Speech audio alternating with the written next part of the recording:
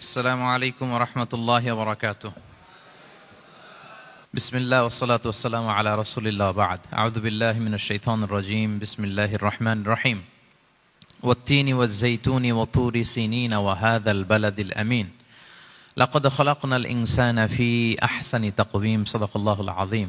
رب اشرح لي صدري ويسر لي أمري واحلل عقدة من لساني يفقه قولي. আমরা শুরুতে আল্লাহ রাব্বুল ইজ্জা ওয়াল জালালের দরবারে শুকরিয়া জ্ঞাপন করছি যে আল্লাহ তাআলা আমাদেরকে সাইয়্যিদুশ শুহুর 12 মাসের মধ্যে থেকে শ্রেষ্ঠতম মাস রমাদানুল মুবারাকে ইফতারির পূর্ব মুহূর্তে মহাবিশ্বের মহাবিশ্বয় মহাগ্রন্থ আল কোরআন আল কারীম থেকে সরাসরি কিছু কথা শুনবার জন্য একত্রিত হওয়ার সুযোগ করে দিয়েছেন। আমরা সবাই পড়ছি কালিমাতুশ শুকর আলহামদুলিল্লাহ। শুরুতেই সূরাতুত তিনের কয়েকটা আয়াত তেলাওয়াত করেছি। এটা কালামুল্লাহ মাজিদের 95 নাম্বার সূরা। এই সূরাটা মক্কাতুল মুকাররমাতে নাজিল হয়েছে। এই সূরার আয়াত সংখ্যা 8টা। এই সূরার শুরুতে আল্লাহ তাআলা 4টা কসম করেছেন, ওয়াত-তিনি ওয়াজ-যাইতুনি ওয়া-তুরি সিনিনা ওয়া হাযাল বালাদিল আমিন। ওয়াত-তিন, তিনের কসম, ওয়াজ-যাইতুন, যাইতুনের কসম, ওয়া-তুরি সিনিন, সিনাই পর্বতের কসম, ওয়া হাযাল বালাদিল আমিন, আর এই নিরাপদ শহরের কসম। তো 4টা শপথ করেছেন বা আল্লাহ তাআলা কসম করেছেন। কসম দিয়ে আল্লাহ তাআলা কোরআনের অনেক সূরা শুরু করেছেন। যেমন একটা সূরায় আল্লাহ ফজরের সময়ের কসম করেছেন, আল্লাহ বলেছেন ওয়াল ফাজর। আল্লাহ আকাশের কসম করেছেন ওয়াস সামা ইযাতিল বুরুজ। আল্লাহ তাআলা সূর্যের কসম করেছেন ওয়াশ শামসি ওয়া দুহাহা। এভাবে আল্লাহ তাআলা তার সৃষ্টির অনেক কিছুর কসম করে গুরুত্বপূর্ণ কোনো মেসেজ বা বার্তা আমাদের সামনে হাজির করেন। তো এই সূরাতে আল্লাহ তাআলা 4টা জিনিসের কসম করে একটা খুবই গুরুত্বপূর্ণ বার্তা মানব মণ্ডলীর জন্য এই সূরাতে তিনি হাজির করেছেন। এই সূরাটা আমাদের অনেকেরই মুখস্থ আলহামদুলিল্লাহ, এবং আল্লাহ রাসূল সাল্লাল্লাহু আলাইহি ওয়াসাল্লাম প্রায় বিভিন্ন নামাজে এই সূরাটা তেলাওয়াত করতেন। বারা ইবনে আযিব রাদিয়াল্লাহু তাআলা আনহু উনি বর্ণনা করেন যে আমি একবার এশার সালাতে আল্লাহ রাসূল সাল্লাল্লাহু আলাইহি ওয়াসাল্লামের কণ্ঠে নামাজে সূরা 3 তিনি তেলাওয়াত করেছেন, আমি নিজ কানে শুনেছি। এবং ওনার কণ্ঠ যে এত মধুর ছিল, আমার জীবনে এত সুমধুর কণ্ঠের তেলাওয়াত আমি শুনি নাই। আল্লাহর হাবিব সাল্লাল্লাহু আলাইহি ওয়াসাল্লামের কোরআন তেলাওয়াতের যে কণ্ঠ এত সুমিষ্ট ছিল, এত চমৎকার ছিল, শুধু তেলাওয়াত শুনেই অনেকে শাহাদা পড়ে মুসলমান হয়েছে। আবু জাহেল মক্কায় নিষেধ করতো যে কেউ যাবা না মুহাম্মদের কাছে, সে পাগল, সে গণক, সে মিথ্যাবাদী, সে জাদুকর, সে স্বামী স্ত্রীর মধ্যে বিচ্ছিন্নতা নিয়ে আসে, সে বাবা ছেলেকে আলাদা করে দেয়, তার কাছেই যাবা না। আর সে যা বলে শুনবাই না, কানে আঙ্গুল দিয়ে রাখবা। তো মানুষকে যেটা নিষেধ করা হয় বেশি, মানুষের ওইটার ব্যাপারে আগ্রহ থাকে বেশি। সে যত নিষেধ করতো মানুষ আরো বেশি বেশি যে শুনতো। মানুষকে সে কি বারণ করবে, সে দিনের বেলা নিষেধ করতো, রাতে যে লুকিয়ে লুকিয়ে নিজেই তেলাওয়াত শুনতো। তাহলে চিন্তা করেন যে আল্লাহর হাবিব সাল্লাল্লাহু আলাইহি ওয়াসাল্লামের কোরআনিক রেসিটেশন কত চমৎকার মেলোডিয়াস ভয়েস হলে স্বয়ং আবু জাহাল রাত্রিবেলা লুকিয়ে লুকিয়ে কোরআন তেলাওয়াত শুনতে যেত আল্লাহর হাবিব সাল্লাল্লাহু আলাইহি ওয়াসাল্লামের কণ্ঠে। তো রাসূল সাল্লাল্লাহু আলাইহি ওয়াসাল্লাম সূরাতুত 3টা এশার সালাতে তিনি তেলাওয়াত করেছেন, এই মর্মে হাদিসে পাওয়া যায়। এবং এই সূরাটা একটা ফলের নামে সূরা। 3 একটা ফল, আরব বিশ্বে খুব বেশি হয় 3 ফল। আমরা বাংলাদেশে ডুমুর বলি, ইংরেজিতে ফিগ বলে, ফিগ ট্রি। তো ফলের নামে বেসিক্যালি আল্লাহ তাআলা এই সূরাটাকে, এই চ্যাপ্টারটাকে ডেডিকেট করেছেন। আমরা সূরাকে ইংরেজিতে চ্যাপ্টার বলি। কোরআনে 114টা চ্যাপ্টার, এর মধ্যে এই সূরাটা হচ্ছে ফলের নামে ডেডিকেটেড। বিভিন্ন নামে খুব ইনক্লুসিভ ওয়েতে আল্লাহ তাআলা কোরআনে সূরাগুলো দিয়েছেন। কোরআনে আপনি প্রাণীর নামে সূরা পাবেন, প্রাণী। মানুষের নামে সূরা পাবেন। মানুষের মধ্যে 3 ভাগ, মুমিন, তারপর কাফির, এরপর মুনাফিক। প্রত্যেকের নামে সূরা। সূরাতুল মুমিনুন আছে, সূরাতুল কাফিরুন আছে, আবার সূরাতুল মুনাফিকুন আছে। আমাদের দৃশ্য জগতের সবচেয়ে বড় প্রাণীটা হচ্ছে হাতি, তাই না? এই হাতির নামে একটা সূরা আছে। বলেন তো এই সূরার নাম কি? সূরা ফিল। তারপর আমরা যে দেখি আমাদের দৃশ্য জগতের সবচেয়ে ছোট প্রাণী হচ্ছে পিঁপড়া। পিঁপড়ার নামে একটা সূরা আছে, সূরা আন-নামল। আন-নামল মানে পিঁপড়ার সূরা। মাকড়সার নামে সূরা আছে, সূরাতুল আনকাবুত। তারপর গোষ্ঠীর নামে সূরা আছে, সূরাতুল আলে ইমরান। বংশের নামে সূরা আছে, সূরাতুল কুরাইশ, কুরাইশ বংশের নামে সূরা। এইভাবে খুব ইনক্লুসিভ ওয়েতে, এমন কিছু নাই যে আল্লাহ তাআলা উল্লেখ করেন নাই। মা ফাররাতনা ফিল কিতাবি মিন শাই, উল্লেখ করে নাই কোরআনে এমন কিছু নাই, সবকিছু আল্লাহ তাআলা উল্লেখ করেছেন। তো এই সূরাটা হচ্ছে একটা ফলের নামে। ফলটার নাম হচ্ছে 3 ফল। আল্লাহ তাআলা বলছেন ওয়াত-তিন, তিনের শপথ। আমি একবার সরল বঙ্গানুবাদ করি, এরপর আমি তাফসিরে ঢুকি। 3-এর শপথ। ওয়াজ-যাইতুন, যাইতুনের শপথ। ওয়া-তুরি সিনিন, সিনাই পর্বতের শপথ, ওয়াহাদ আল বালাদিল আমিন, এই নিরাপদ শহরের শপথ। লাকদ খলাকনাল ইনসানা ফি আহসানি তাকওয়িম, নিশ্চয় আমি মানুষকে খুব চমৎকার সুন্দর অবয়বে সৃষ্টি করেছি। সুম্মা রাদাদনাহু আসফালা সাফিলিন, এরপরে তাকে আবার নিচু থেকে নিচুর দিকে নামিয়ে দিয়েছি। ইল্লাল্লাযীনা আমানু ওয়া আমিলুস সলিহাত, তবে তারা ছাড়া যারা ঈমান এনেছে এবং সৎকর্ম করেছে। ফালাহুম আজরুন গায়রু মামনুন, তাদের জন্য আছে অফুরন্ত পুরস্কার। ফামা ইউকাযযিবুকা বা'দু বিদ্দিন, এগুলো জানার পরও কিসে তোমাকে দিন অস্বীকারের ব্যাপারে উদ্বুদ্ধ করলো? আলাইসাল্লাহু বিআহকামিল হাকিমিন, আল্লাহ তাআলা কি শ্রেষ্ঠ বিচারক নন? সাদাকাল্লাহুল আযীম। এই হচ্ছে এই সূরাটির সরল অনুবাদ। এবার আমরা তাফসিরে ঢুকি। প্রথমে আল্লাহ তাআলা বলেছেন ওয়াত্তিন, তিনের শপথ। তিন মানে তো আমরা জানলাম, তিন মানে ডুমুর। আল্লাহর হাবিব সাল্লাল্লাহু আলাইহি ওয়াসাল্লাম তিনি তিন ফল পছন্দ করতেন এবং এটা ডায়াবেটিক্সের জন্য ভালো, ডায়াবেটিক্স নিয়ন্ত্রণ করে। আমাদের বোনদের যাদের ইররেগুলার মেনস্ট্রুয়েশনাল পিরিয়ড হয়, এটার জন্য এটা খুব ভালো এবং খুব স্ট্রেংথ স্টেমিনা আনে শরীরে। এটা জান্নাতের একটা গাছ। আদম আলাইহিস সালাম এবং হাওয়া আলাইহিস সালামকে যখন আল্লাহ বলেছিল ওয়ালা তাকরাবা হাযিহিশ শাজারাতা ফাতাকুনা মিনায যালিমিন, হ্যাঁ আদম এবং হাওয়া, জান্নাতের সব জায়গায় যা যেতে মন চায় যাও, যা খেতে মন চায় খাও, এই নিষিদ্ধ গাছের কাছে যেও না, তাহলে তোমরা জালিম হয়ে যাবে। শয়তান এসে উল্টা বুঝালো, সে বলল তোমাদের খেতে নিষেধ করছে কেন জানো? আল্লাহ চায় না যে তোমরা জান্নাতে থাকো, আল্লাহ চায় এখান থেকে তোমাদের বের করে দিবে, কিন্তু তোমরা যদি এই গাছের ফল খাও আল্লাহ আর বের করতে পারবে না। দেখছেন শয়তানের অবস্থা? শয়তান কিন্তু নেগেটিভিটি নিয়ে সামনে আসে না, আসে খুব আপনার ওয়েল উইশার হিসেবে, উপদেশ নিয়ে খুব ভালো একটা পজিটিভ ওয়েতে আসে। তো ওনারা খেয়ে ফেললেন এই নিষিদ্ধ গাছের ফল। খাওয়ার ফলে আদম আলাইহিস সালাম, হাওয়া আলাইহিস সালাম, ওনাদের গা থেকে জান্নাতের পোশাকগুলো ঝরে পড়ে গেল। এখন কি দিয়ে ওনারা ওনাদের প্রাইভেটকে ঢাকবেন? তখন ওনারা তাফসির ফি জিলালিল কোরআনে এসেছে যে ওনারা এই তিন গাছের পাতা নিয়ে নিজেদের প্রাইভেট ঢেকেছিলেন। সুবহানাল্লাহ। সেই তিন ফলের কসম আল্লাহ করলেন, ওয়াত্তিন, তিনের শপথ। এরপর আল্লাহ তাআলা বললেন ওয়া জাইতুন, জাইতুনের শপথ। জাইতুন মানে হচ্ছে জলপাই। তো আল্লাহ তাআলা বললেন ওয়া জাইতুন, জাইতুনের শপথ। জাইতুন মানে হচ্ছে জলপাই, ইংরেজিতে আমরা যেটাকে অলিভস বলি। তো আল্লাহ তিনের কসম করলেন এবং অলিভের কসম করলেন। দুইটাই খুব উপকারী ফল এবং আল্লাহর হাবিব সাল্লাল্লাহু আলাইহি ওয়াসাল্লাম তিনি জলপাইও খুব পছন্দ করতেন। ওনার রেগুলার ফুড আইটেমের মধ্যে জলপাই ছিল, অলিভস ছিল। এটা পাহাড়ি এরিয়া, মরুভূমিতে হয় এবং রাসূল সাল্লাল্লাহু আলাইহি ওয়াসাল্লাম বলেছেন কুলু যাইত ওয়াদাহিনু ফাইন্নাহু মিন শাজারাতিন মুবারাকা, তোমরা অলিভ অয়েল এটা খেও এবং এটা গায়ে মালিশ করো, কেননা এটা বরকতময় একটা গাছের ফল, শাজারা মুবারাকা। এটা শরীরের ব্যাড কোলেস্টেরলকে কমিয়ে দেয়। দাড়িতে অ্যাপ্লাই করলে, চুলে অ্যাপ্লাই করলে সহজে পাকে না দাড়ি চুল, এবং স্কিনে অ্যাপ্লাই করলেও স্কিনের জন্য ভালো, স্কিনের জন্য বেশ ভালো। এটা যাদের সুযোগ হয় আপনারা দাড়িতে চুলে অ্যাপ্লাই করবেন, খাবেন। এটা খাওয়াও যায়। তাম্বুতু বিদ্দুহনি ওয়াসিবগিল লিল আখিলিন, কোরআনে এসেছে। এটা অয়েল হিসেবে ইউজ করে, আবার খাবার হিসেবেও ইউজ করা যায়। সালাদ ড্রেসিং এর ক্ষেত্রে কিন্তু অলিভ অয়েল আমরা ইউজ করি। ইদানিং পিজাতে খুব ইউজ করা হয় অলিভ, জলপাইটা। তো এটা আপনারা খেতে পারেন, এটা খুবই সুস্বাদু। এবং জলপাই গাছের মানে জাইতুন গাছের ডালের মেসওয়াক খুব ভালো হয়। আল্লাহর হাবিব সাল্লাল্লাহু আলাইহি ওয়াসাল্লাম জাইতুনের ডাল দিয়ে মেসওয়াক করতেন। তিনি বলতেন নি'মাস সিওয়াকিয়া জাইতুন, সবচেয়ে শ্রেষ্ঠ মেসওয়াক হচ্ছে জাইতুনের। মিনাশ শাজারাতিল মুবারাকা, কারণ এটা বরকতময় গাছের ডালা। এবং ফাইন্নাহু সিওয়াকি ওয়া সিওয়াকুল আম্বিয়া মিন ক্বাবলি, এই জাইতুনের ডাল দিয়ে আমিও যেমনি মেসওয়াক করি, আমার আগে যত নবী পৃথিবীতে এসেছে সবাই জাইতুনের ডাল দিয়ে মেসওয়াক করতো। আল্লাহ বলেন ওয়াত্তিনি ওয়াজ জাইতুন, তিনের শপথ আর জাইতুনের শপথ। এরপর আল্লাহ তাআলা বললেন ওয়াতুরি সিনিন, সিনাই পর্বতের শপথ। প্রথমে দুইটা ফলের শপথ করলেন, এবার একটা পাহাড়ের শপথ করতেছেন। আপনারা কি তুর পাহাড়ের নাম শুনেছেন? হ্যাঁ শুনেছেন। এই সিনাই পর্বত দ্বারা তুর পাহাড় উদ্দেশ্য।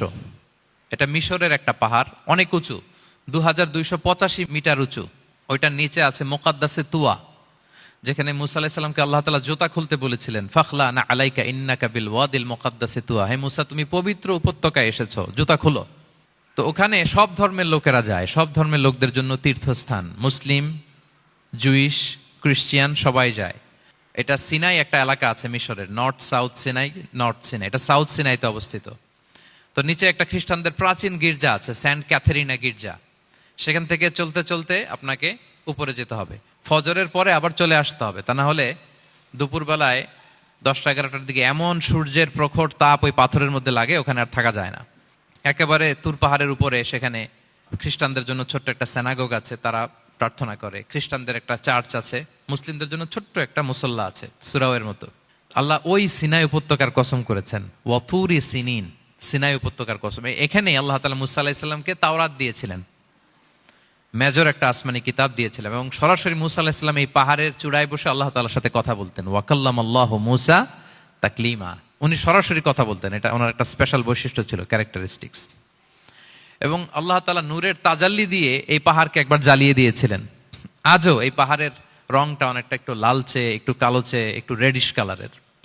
এবং মুসা আলাইহিস সালাম এই নূরের তাজাল্লির ঝলকে তিনি বেহুশ হয়ে গিয়েছিলেন এই পাহাড়ের উপরে। ইয়াজুজ মাহুজ যখন কিয়ামতের আগে আগমন করবে, তখন মুসলমানদের সেন্টার হবে। ঈসা আলাইহিস সালাম মুসলমানদেরকে নিয়ে ওইখানে অবস্থান করবেন, এই তুর পাহাড়ের ওখানে। এবং আল্লাহর হাবিব সাল্লাল্লাহু আলাইহি ওয়াসাল্লামের মেরাজের রাতে ইসরার সময় একটা স্টেশন ছিল এই তুর পাহাড়। জিবরাইল আলাইহিস সালাম এই তুর পাহাড়ে আল্লাহর হাবিব সাল্লাল্লাহু আলাইহি ওয়াসাল্লামকে নামিয়ে বলেছিলেন যে এটা জাবাল মুসা, আপনার ভাই মুসার পাহাড়, আপনি এখানে 2 রাকাত নামাজ পড়েন, দোয়া করেন। আল্লাহর হাবিব সাল্লাল্লাহু আলাইহি ওয়াসাল্লাম এই তুর পাহাড়ে 2 রাকাত সালাত আদায় করেছিলেন এবং দোয়া করেছিলেন। আল্লাহ এই তুর পাহাড়ের কসম কাটলেন, ওয়াতুরি সিনিন, সিনাই পর্বতের কসম, যেখানে তাওরাত কিতাব নাজিল হয়েছিল। এরপর আল্লাহ তাআলা বললেন, ওয়াহাদাল বালাদিল আমিন, আর এই নিরাপদ শহরের শপথ। এই শহর দ্বারা মক্কা শহর উদ্দেশ্য, কারণ রাসূল সাল্লাল্লাহু আলাইহি ওয়াসাল্লাম তখন মক্কায় ছিলেন, মক্কা নগরী। এই শহরের পূর্ব নাম ছিল বাক্কা। মক্কা নগরীকে বলা হয় উম্মুল কুরা, সব শহরের মা, সব শহরের সেন্টার, পৃথিবীর নাভিস্থল। এবং আল্লাহ তাআলা বলেছেন, মান দাখালাহু কানা আমিনা, এখানে যে প্রবেশ করবে সে নিরাপদ। হেরেমের মধ্যে কিন্তু কাউকে আক্রমণ করা যায় না, কোনো খুনিও যদি ঢুকে যায় অ্যাটাক করা যাবে না। তো জাহেলি যুগে এমনটা ঘটতো, কারোর সাথে কারো শত্রুতা হলে, ধরেন যে একজন তার বাবাকে হত্যা করেছে, তো সে তাকে পেয়েছে, ওই লোক বাঁচার জন্য দৌড়াতে দৌড়াতে হেরেমের ভিতরে ঢুকে যেত, কারণ সে জানে যে হেরেমে ঢুকলে সে আমাকে মারবে না। তো পরে সে যখন হেরেম থেকে বেরোতো, আবার তার সাথে যুদ্ধ শুরু হতো। এবং এই শহরের এত মর্যাদার কারণ হচ্ছে, সাইয়েদনা ইব্রাহিম আলাইহিস সালাম তিনি আল্লাহর কাছে দোয়া করেছিলেন যে রব্বি জাআল হাযা বালাদান আমিনা, হে আল্লাহ আপনি এই শহরকে নিরাপদ করেন, ওয়ারযুক আহলাহু মিনাস সামারাত, আর এই শহরের অধিবাসীদেরকে আপনি ফলমূল দিয়ে রিজিকের ব্যবস্থা করেন। এখনো দেখবেন যে সারা পৃথিবীতে যেই ফল নাই, মক্কাতে ওই ফল আছে। সারা পৃথিবী থেকে ফল ওখানে যায়, এবং মক্কার নেইবরিং সিটি তায়েফ, সেখানে অনেক ফল উৎপাদিত হয়, এখানে আসে। নিরাপদ শহর, বালাদান আমিনা। এবং আল্লাহর হাবিব সাল্লাল্লাহু আলাইহি ওয়াসাল্লাম বলেছেন যে এই মক্কা শহর আমার সবচাইতে প্রিয় শহর। বাধ্য হয়ে তিনি যখন হিজরত করলেন মদিনায়, সেদিন বারবার তিনি মক্কার দিকে পেছনে ফিরে ফিরে তাকান, আর কেঁদে কেঁদে তিনি বলতেছিলেন যে মাক্কাতু আহাব্বুল বিলাদ ইলাইয়া, মক্কা আমার কাছে সবচেয়ে প্রিয় নগরী। লাউলা উখরিজতু লামা খারাজতু, আমাকে যদি জোর করে বের করে দেয়া না হতো, আমি কোনোদিন মক্কা ছেড়ে অন্য কোথাও যেতাম না। আল্লাহর হাবিব সাল্লাল্লাহু আলাইহি ওয়াসাল্লামের সবচেয়ে প্রিয় শহর ছিল মক্কা, এবং এটা আল্লাহর হাবিব সাল্লাল্লাহু আলাইহি ওয়াসাল্লামের জন্মস্থান, মাকান মাউলিদির রাসূল। রাসূল সাল্লাল্লাহু আলাইহি ওয়াসাল্লামের বিলাদাত হয়েছে এই শহরে। এবং এই শহরকে আল্লাহ বলেছেন মাসাবাতান লিন্নাসি ওয়া আমনা, মানুষের মিলনস্থল, কেন্দ্রস্থল, সারা পৃথিবী থেকে মানুষ ওখানে যায়। আপনি যে রমাদানে যদি মক্কায় যান, আল্লাহু আকবার, লক্ষ লক্ষ উমরা পালনকারী সেখানে, ইউরোপ থেকে, আফ্রিকা থেকে, অস্ট্রেলিয়া থেকে, এশিয়া থেকে, সারা পৃথিবীর মানুষের মিলনস্থল। ওখানে গেলে আপনি দেখবেন মাসাবাতান লিন্নাসি ওয়া আমনা, নিরাপদ জায়গা এবং মানুষের মিলনস্থল এটা। এখানে এমন মসজিদ আল্লাহ রেখেছেন কাবা ঘরের চারদিকে, এটাকে বলা হয় মসজিদুল হারাম, যে মসজিদে 1 রাকাত সালাত পড়লে 1 লক্ষ রাকাতের সওয়াব হয়। আল্লাহর ঘরকে কেন্দ্র করে তাওয়াফের নির্দেশ দেওয়া হয়েছে, ওয়ালিয়াত তাওয়াফু বিল বাইতিল আতিক। পৃথিবীর কোনো ঘরকে তাওয়াফ করা যায় না, কোনো ঘরকে, এই একটা মাত্র ঘর যেটাকে এর চারদিকে এরকম তাওয়াফ করা যায়। তাহলে এই পবিত্র ঘর, পবিত্র মসজিদ যেই শহরে অবস্থিত, সেই শহরের কসম আল্লাহ করেছেন। আল্লাহ বললেন ওয়াহাদাল বালাদিল আমিন, এই নিরাপদ শহরের কসম, মানে মক্কা শহরের কসম।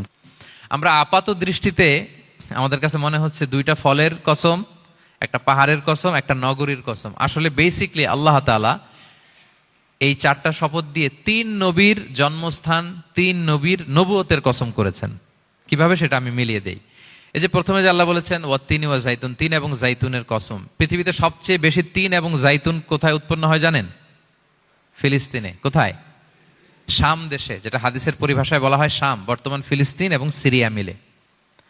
3 জাইতুন দিয়ে বেসিকলি আল্লাহ তাআলা ফিলিস্তিনের শপথ করেছেন, শাম দেশের শপথ, যেখানকার বেথলহামে ঈসা আলাইহিস সালাম, জেসাস ক্রাইস্ট, তিনি জন্মগ্রহণ করেছেন, ঈসা আলাইহিস সালামের জন্মস্থান।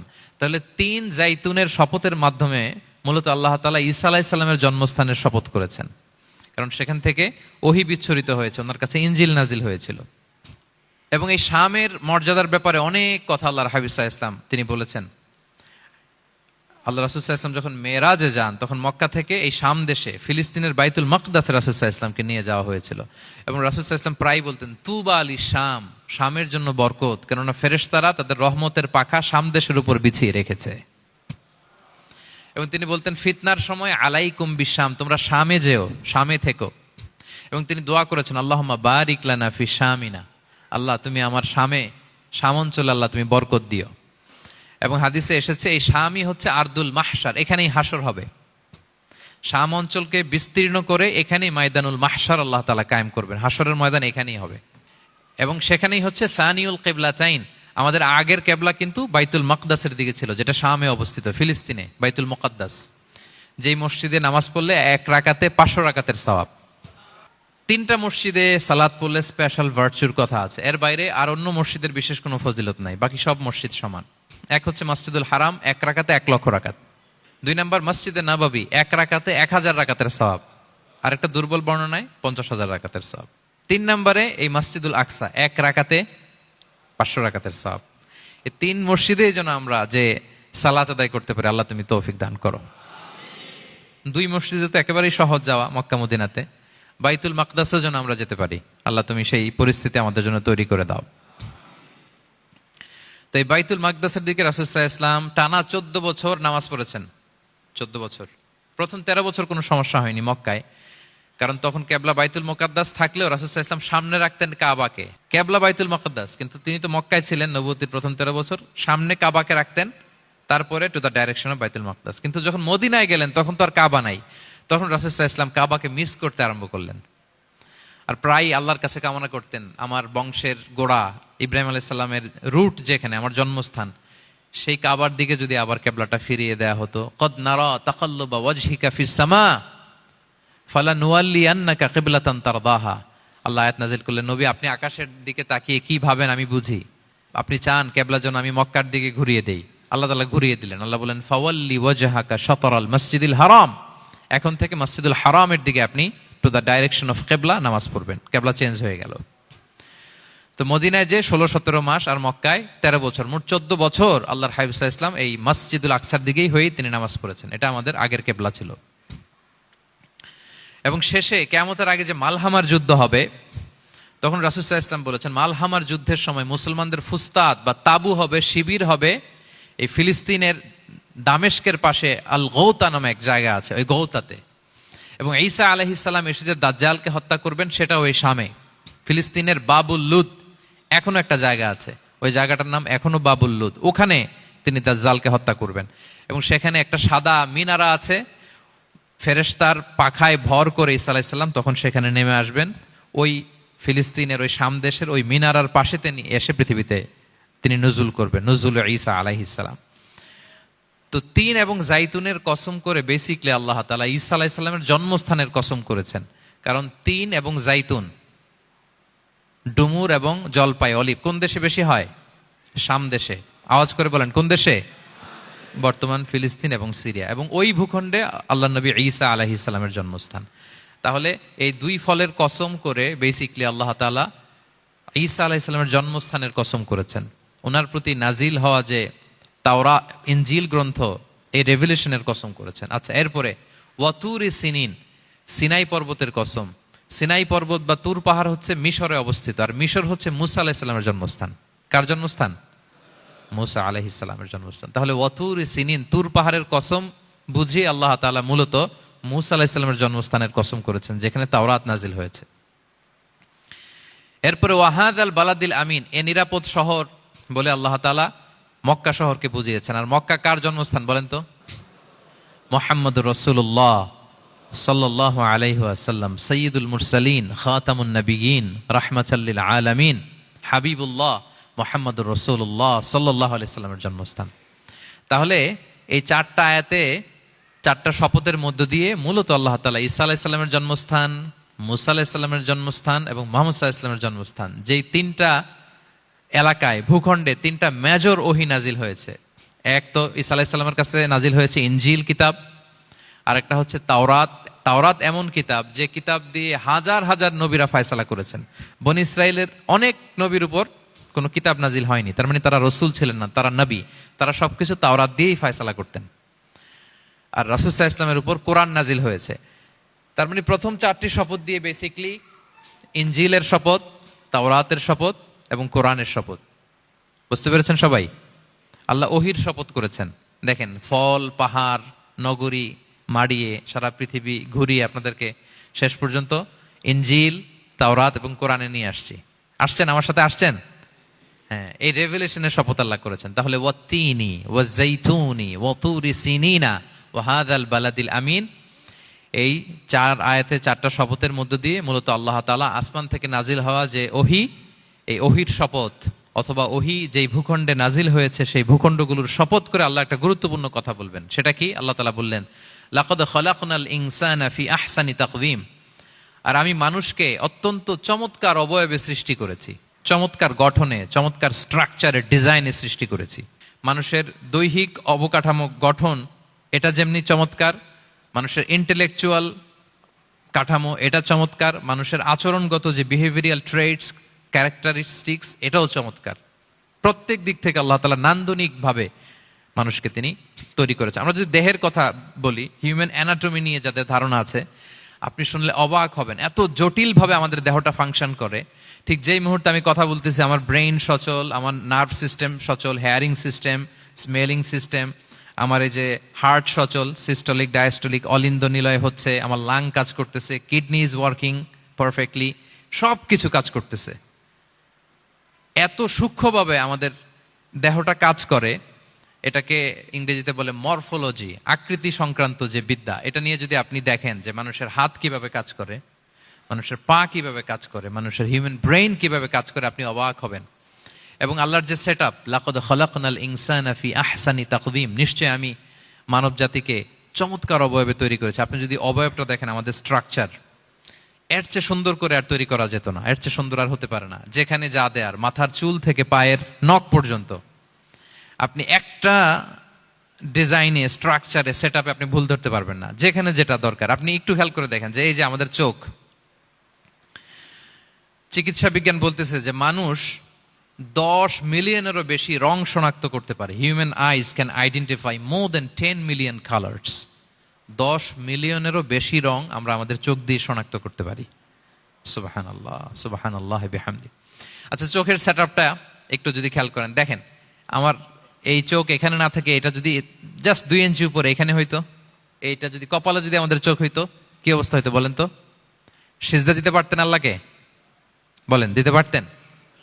আচ্ছা, আমরা কিছু খাওয়ার সময় আমরা কি করি? ওইটা ভালো আছে কিনা, পচে গেল কিনা, স্মেলটা আগে দেখি, তারপরে খাই। দেখেন কত চমৎকার সেট আপ। একটু খেয়াল করেন, এই নাকের সেট আপ যদি এইখানে না থাকে, আমাদের নাক যদি পেছনে থাকতো, খাওয়ার সময় খাবারটা বাসি কিনা, ভালো আছে কিনা কি করতেন? লাকাদ খালাকনাল ইনসানা ফি আহসানি তাকওয়িম। আচ্ছা দেখেন, এই যে আমরা কান দিয়ে শুনি, এই যে কান পেঁচানো, মনে করেন না যে এমনি এমনি পেঁচানো, এই পেঁচানো, এটাই পথ না থাকলে আমরা শুনতেই পেতাম না। এটা এমন ভাবে সেট আপ করা, এটাই ইথারে ভাষা তরঙ্গকে এয়ার ড্রামের ভেতরে সুন্দরভাবে ইনপুট করে, নাহলে আমরা শুনতে পেতাম না। আপনার এই কান কেটে ফেলে দিলে আপনি শুনতে পারবেন না।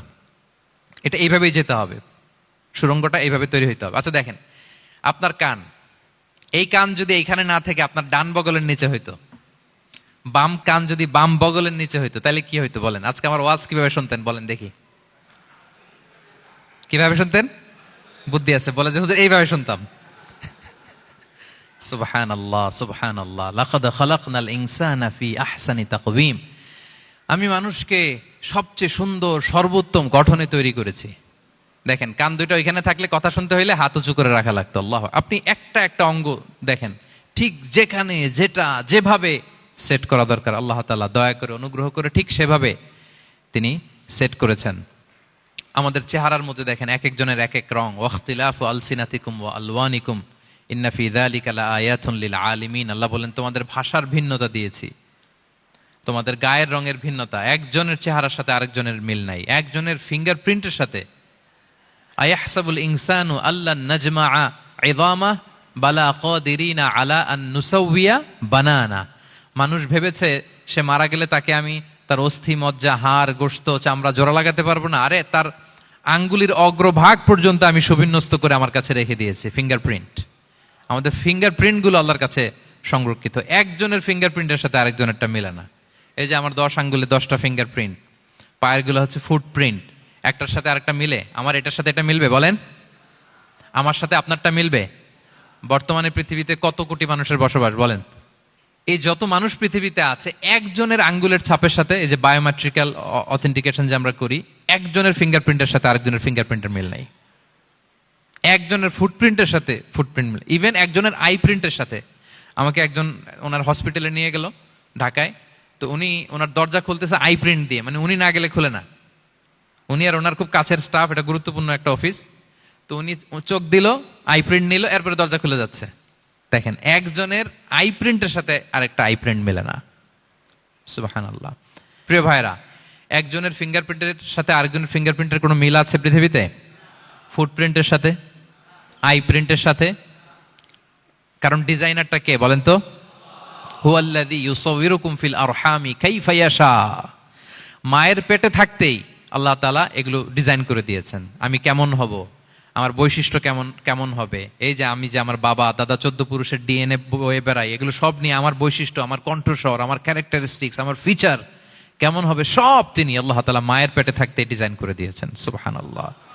আল্লাহ বলছেন, লাকাদ খালাকনাল ইনসানা ফি আহসানি তাকওয়িম। প্রিয় ভাইরা, কসম করার পরে আল্লাহ যে কথাটা বলেন, এটা অনেক গুরুত্বপূর্ণ, খুবই গুরুত্বপূর্ণ বার্তা। আল্লাহ চারটা কসম করে, তিনটা নবীর জন্মস্থানের শপথ করে তিনি বললেন, লাকাদ খালাকনাল ইনসানা ফি আহসানি তাকওয়িম। নিশ্চয় আমি অত্যন্ত চমৎকার আকৃতিতে মানুষকে তৈরি করেছি। মানুষের গঠন এরকম, মাথা থেকে পা পর্যন্ত। আমি তো দু একটার কথা বললাম, চোখ, নাক, কান। আপনি একটা একটা করে যদি ধরেন, আমাদের হেয়ারিং সিস্টেম কিভাবে কাজ করে, হেয়ারিং নার্ভ কিভাবে কাজ করে, আমাদের সেন্সেশন কিভাবে কাজ করে, আমাদের ব্রেন কিভাবে কাজ করে। আমাদের এক একজনের ব্রেন 1.5 কেজি ওজন, 3 পাউন্ডের মতো একটা সুস্থ মানুষের অ্যাভারেজ ব্রেনের ওজন। এই ব্রেনের মেমোরি হচ্ছে 2.5 মিলিয়ন গিগাবাইট। আপনার মোবাইলে স্পেস কত বলেন, মেমোরি কত? হ্যাঁ, 512 জিবি। আর আমার আর আপনার ব্রেইনের যে মেমোরি, এই মেমোরি হচ্ছে 2.5 মিলিয়ন গিগাবাইটস। আল্লাহ, এই যে প্রতি মুহূর্তে আমাদের নিউরন কানেক্টিভিটি হচ্ছে, ব্রেনের স্নায়ুগুলোর যত কানেক্টিভিটি হয়, যত আমরা চিন্তা করে ব্রেনকে খাটাই, নতুন নতুন জিনিস আমরা তৈরি করতে পারি। এবং এমনভাবে আল্লাহ তাআলা এমন সফিস্টিকেটেড ব্রেইন আল্লাহ মানুষকে দিয়েছে, মানুষ পারে না এমন কিছু নাই। মানুষ যা কল্পনা করতে পারে, মানুষ তা করে দেখাতে পারে। এজন্য আমাদের কল্পনার জানালাটাকে বড় করতে হবে। আই রিপিট, মানুষ যা কল্পনা করতে পারে, ইমাজিন করতে পারে, সেটা মানুষ করে দেখাতে পারে। ওই ক্যাপাসিটি দিয়ে আল্লাহ তাআলা মানুষকে তৈরি করেছেন। সুবহানাল্লাহ, সুবহানাল্লাহ। লাকাদ খালাকনাল ইনসানা ফি আহসানি তাকওয়িম। এই ব্রেনকে খাটিয়ে মানুষের কত ইনভেনশন, কত ডিসকভারি, মানুষ সভ্যতার পর সভ্যতা বিনির্মাণ করেছে। চোখ ধাঁধানো মানুষের আবিষ্কার, তাক লাগিয়ে দিয়েছে গোটা বিশ্বে একটার পর একটা করে। আল্লাহ এমন ভাবে মানুষকে তিনি তৈরি করেছেন। লাকাদ খালাকনাল ইনসানা ফি আহসানি তাকওয়িম। চমৎকার অবয়বে, তার দৈহিক অবয়ব যেমনি সুন্দর, তার বুদ্ধিগত, তার চিন্তাগত, তার ইন্টেলেক্ট, এটাও তেমন সুন্দর, এটাও তেমন চমৎকার। পৃথিবীর কোনো প্রাণীকে আল্লাহ তাআলা এরকম হিউম্যান ব্রেনের মতো এরকম সফিস্টিকেটেড ব্রেন দিয়ে, ইন্টেলেক্ট দিয়ে তৈরি করেনি। এজন্য সব প্রাণী থেকে মানুষ আলাদা। সব প্রাণী থেকে মানুষের চিন্তা, বিবেক, বুদ্ধি এগুলো আলাদা। তাহলে দেখেন, মানুষের শ্রেষ্ঠত্ব মূলত এগুলোর দ্বারা। মানুষ যদি তার চিন্তা, বিবেক, বুদ্ধি খাটায়, সে শ্রেষ্ঠ হয়ে যায়। আমি একটা কথা প্রায় বলি যে, মানুষ যদি ভালো হয়, সে ফেরেশতার চেয়েও ভালো। আর মানুষ যদি খারাপ হয়, সে পশুর চেয়েও নিকৃষ্ট। আল্লাহ বলেন, উলাইকা কাল আনআমি বাল হুম আদাল লাহুম কুলুবুল লা ইয়াফকাহুনা বিহা ওয়া লাহুম আ'য়ুনুল লা ইউবসিরুনা বিহা ওয়া লাহুম আযানুল লা ইয়াসমাউনা বিহা উলাইকা কাল আনআমি বাল হুম আদাল। তাদের হৃদয় আছে, ওটা দিয়ে অনুধাবন করে না সত্যকে। চোখ আছে, ওটা দিয়ে সে সত্যটা দেখে না। কান আছে, হকের কথা শোনে না। উলাইকা কাল আনআম, আল্লাহ বলেন তারা প্রাণীর মতো, চতুষ্পদ জন্তুর ন্যায়। শুধু অতটুকুই না, বালহুম আদাল, তারা তার চেয়েও নিকৃষ্ট, তার চেয়েও নিকৃষ্ট। তাহলে মানুষ ভালো হলে সে ফেরেশতাকে ছাড়িয়ে যায়, আর মানুষ নিকৃষ্ট হলে সে পশুত্বকে হার মানায়। কথা বুঝতে পেরেছেন? মানে আমরা ভালো হলে সবচেয়ে ভালো, খারাপ হলে সবচেয়ে খারাপ। একটা পশু আর একটা পশুকে হত্যা করে কেটে 20 টুকরা করছে, এরকম কোন নিউজে আসছে কোনোদিন? কিন্তু আশরাফুল মাখলুকাত মানুষ তার মতো রক্তে মাংসে গড়া আরেকটা মানুষকে নির্মমভাবে হত্যা করে কেটে 20 টুকরা করে বস্তাবন্দি করে ডোবার মধ্যে ফেলে রাখছে। এরকম নিউজ আছে না বলেন? আছে। মানুষ তার মতো একটা মানুষকে নির্মমভাবে হত্যা করে। এরকমও তো আছে যে কেরোসিন দিয়ে তার মতো আরেকটা মানুষকে সে জ্বালিয়ে দিয়েছে, আছে না নাই বলেন? গ্রামের পর গ্রাম জ্বালিয়ে দেয়, জনপদের পর জনপদ ধ্বংস করে দেয়, বোমা মেরে শহর উড়িয়ে দেয়। লিটল বয় মেরেছিল আমেরিকান সোলজাররা জাপানের হিরোশিমা শহরের উপর। আমি হিরোশিমা তো গত বছর ভিজিট করে আসলাম, আমি নিজে দেখে এসেছি যে এখানে বোমটা মেরেছে। মুহূর্তের মধ্যে পুরো শহর ভ্যানিশ, এমন রেডিয়েশন। তো যেই আমেরিকান পাইলট বোমা মারতেছে সেও মানুষ, সেও কি? আর যাদেরকে ধ্বংসের জন্য এই লিটল বয় মারলো হিরোশিমাতে আর ফ্যাটম্যান মারলো নাগাসাকিতে, এরাও কি? তাহলে দেখেন, মানুষ তার মতো আরেকটা মানুষকে এরকম মেরে টুকরো টুকরো কুচি কুচি করতে সে দ্বিধাবোধ করে না। আল্লাহ, মানুষ গণহত্যা চালায়, জেনোসাইড। এই যে আমাদের বাংলাদেশে তো কিছুদিন আগে হলো গণহত্যা, হেলিকপ্টার থেকে গুলি করে বাচ্চা মেরে ফেলতেছে। কার বাচ্চা, কার কলিজার টুকরা সন্তান, ডোন্ট কেয়ার।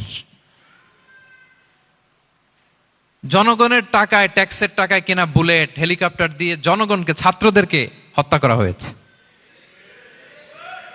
দেখেন, সেও মানুষ। যারা হত্যা করতেছে, গণহত্যা, জেনোসাইড চালিয়েছে, তারাও মানুষ। তাহলে মানুষ যদি খারাপ হয়, মানুষের চেয়ে খারাপ আর কেউ হয়? আর মানুষ ভালো হলে মানুষের চেয়ে ভালো কেউ হতে পারে? মানুষ এমন জায়গায় যেতে পারে যেখানে ফেরেশতারাও যেতে পারে না। জিবরাইল ইসলামের যাওয়ার সীমানা যেখানে শেষ, মুহাম্মদ সাল্লাল্লাহু আলাইহি ওয়াসাল্লামের ঊর্ধ্ব জগতের কাহিনী সেখান থেকে শুরু। আল্লাহু আকবার। তাহলে মানুষ ভালো হলে ফেরেশতাকে ছাড়ায়, মানুষ খারাপ হলে পশুত্বকে হার মানায়। So the decision is yours. রাস্তা দুইটা, আপনি কোন দিকে যাবেন? আপনি কি ডান দিকে জান্নাতের পথে যাবেন নাকি বাঁ দিকে জাহান্নামের পথে যাবেন? সিদ্ধান্ত আপনার। আল্লাহ তাআলা বললেন, লাকাদ খালাকনাল ইনসানা ফি আহসানি তাকওয়িম। আমি মানুষকে চমৎকার আকৃতিতে তৈরি করেছি।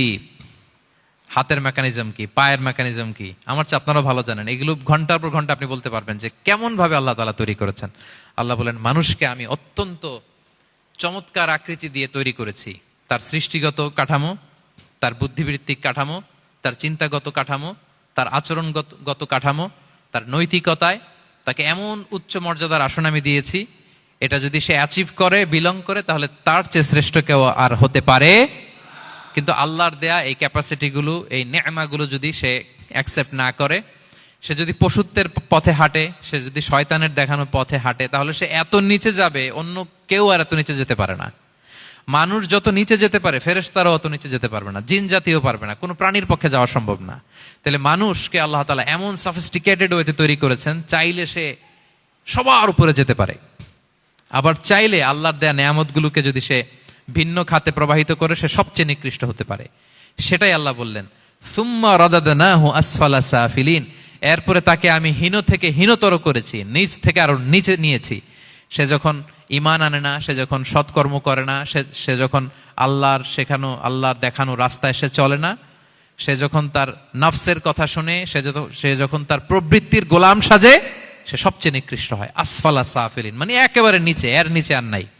আল্লাহ বলেছেন, ইন্নাল মুনাফিকিনা ফিদ দারকিল আসফালি মিনান নার। সেখানে আল্লাহ আসফাল বলেছেন। মুনাফিকরা জাহান্নামের একেবারে তলদেশে থাকবে। তাই মানুষ যদি ঈমান আর সৎকর্মের বলে বলিয়ান না হয়, সে এত খারাপ হয়, কেউ এত নিচে যেতে পারে না।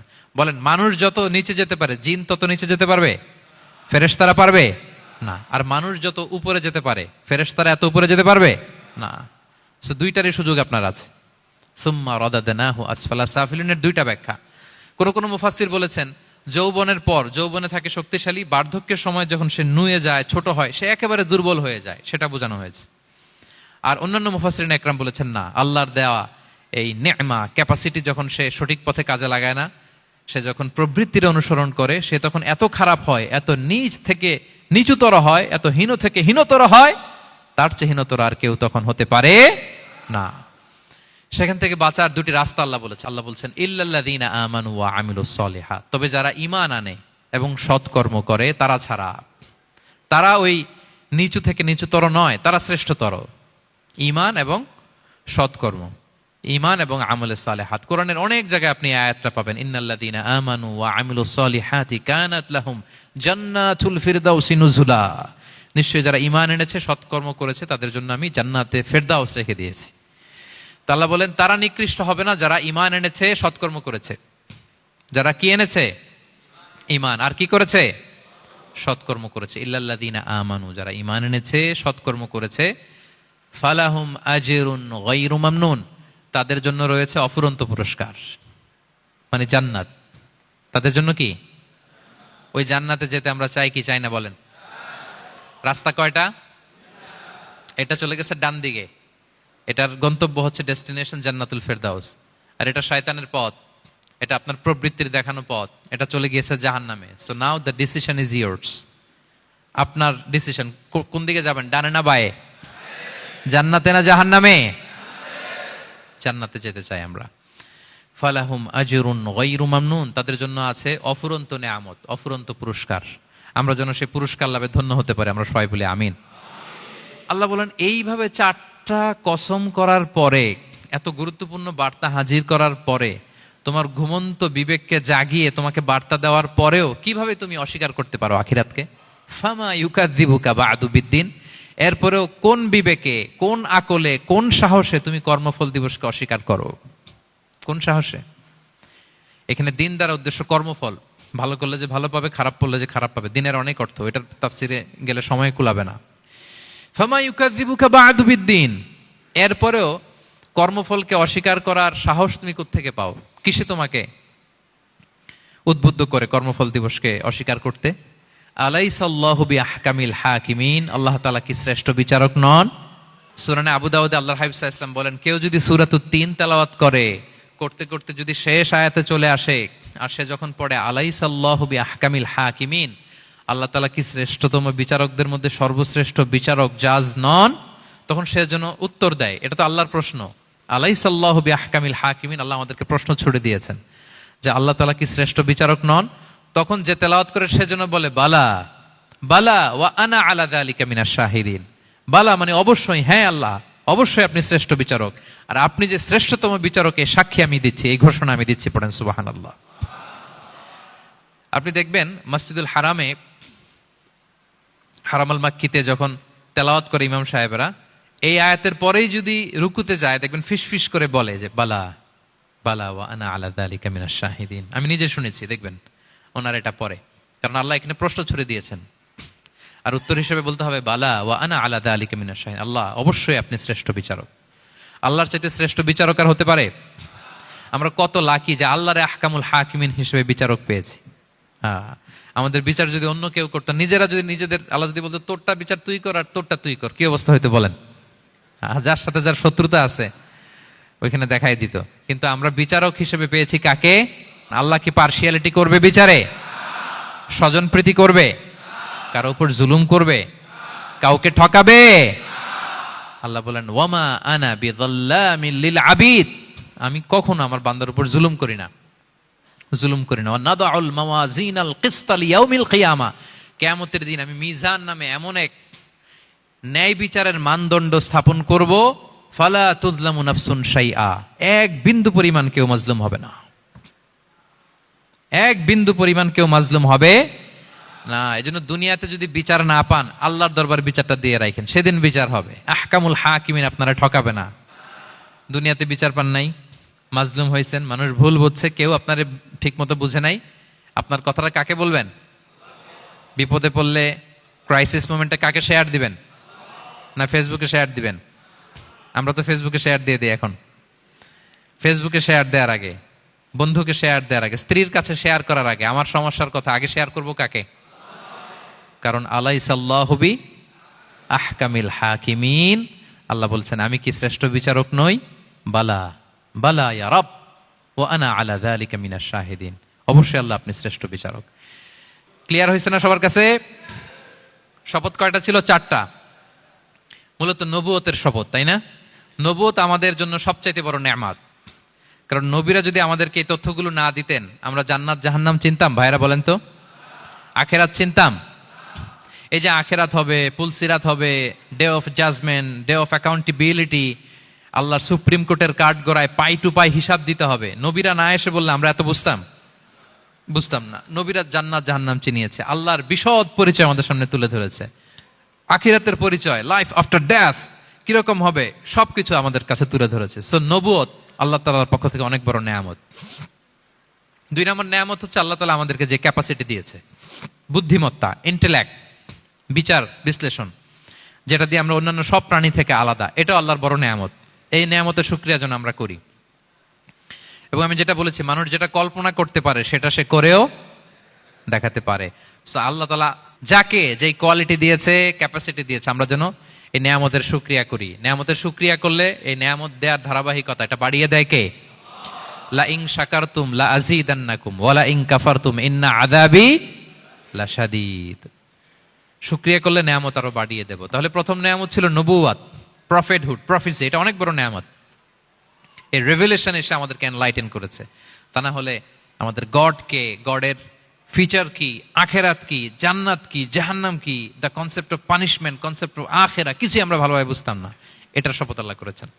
আল্লাহ আমাদেরকে নেয়ামত দিয়েছেন, ক্যাপাসিটি দিয়েছেন, সক্ষমতা দিয়েছেন, সবচাইতে সফিস্টিকেটেড ব্রেন দিয়ে তৈরি করেছেন। এটা একটা বড় নেয়ামত।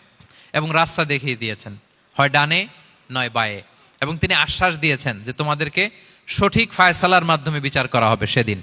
তাই আমাদের বিপদে আপদে সব সময় আমরা যেন ফরিয়াদ করি এক মহান সত্তার কাছে। বলুন তো আওয়াজ করে, তিনি কে? আল্লাহর কাছে যেন আমরা ফরিয়াদ করি। আল্লাহ তাআলা আমাদের সবাইকে কথাগুলো বুঝার ও আমল করার তৌফিক দান করুক। হাযা মা ইনদি ওয়াল ইলমু ইনদাল্লাহি আলাইহি তাওয়াক্কালতু ওয়া ইলাইহি উনীব। সুবহানাকাল্লাহুম্মা ওয়া বিহামদিকা আশহাদু আল্লা ইলাহা ইল্লা আনতা আস্তাগফিরুকা ওয়া আতুবু ইলাইক।